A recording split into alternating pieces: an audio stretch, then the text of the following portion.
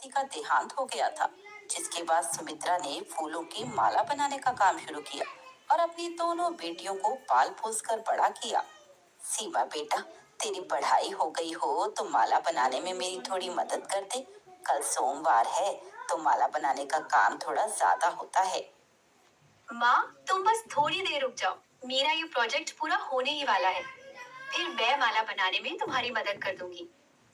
अच्छा ठीक है बेटा, कोई बात नहीं।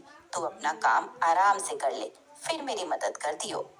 थोड़ी देर बाद सीमा का प्रोजेक्ट भी कंप्लीट हो जाता है और सुमित्रा की बड़ी बेटी सरिता भी अपने ऑफिस से घर आ जाती है और सुमित्रा की दोनों बेटियां मिलकर सुमित्रा के साथ सारी मालाओं का बनाने का काम पूरा करवा देती हैं।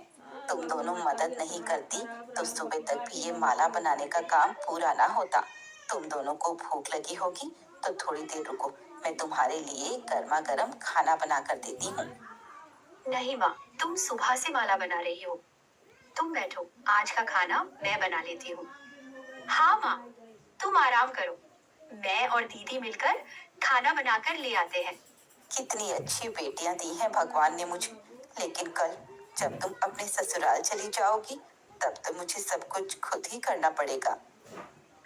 नहीं माँ, हम तुम्हें छोड़कर कहीं भी नहीं जाएंगे।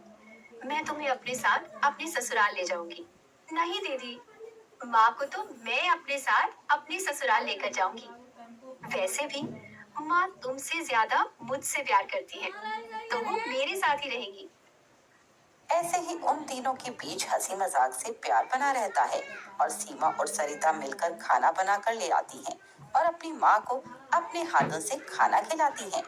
तभी एक दिन सुमित्रा की बड़ी बेटी सरिता उससे कहती है, माँ, मैं तुम्हें कुछ बताना चाहती हूँ। सुभाष मेरे ऑफिस में मैनेजर है।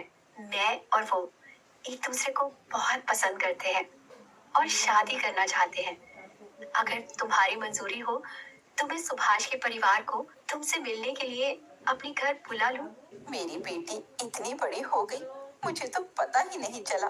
बेटा, अगर तू उस लड़के से शादी करना चाहती है तो ठीक है, अगले हफ्ते उनको घर बुला ले, मैं भी उस लड़के से मिल लूंगी।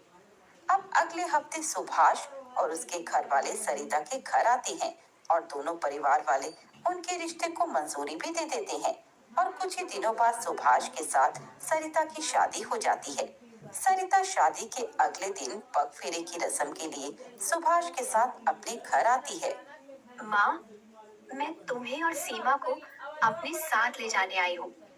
अभी सीमा की पढ़ाई भी पूरी नहीं हुई है और तुम भी कब तक माला बनाने का काम करोगी? सुभाष के साथ साथ मैं भी काम करती हूँ, तो हम दोनों मिलकर सब संभाल लेंगे।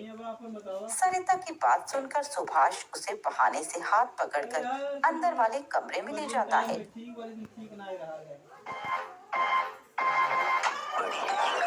पट्टी मेरी शक्ति पट्टी सटी सटी हो गई हो गई हो मेहनत लेगी सटी काले रहमत पेंदी सोची समीर रहती सहमत बाकी सटी तो सदा सर, सब क्या बकवास है सरिता।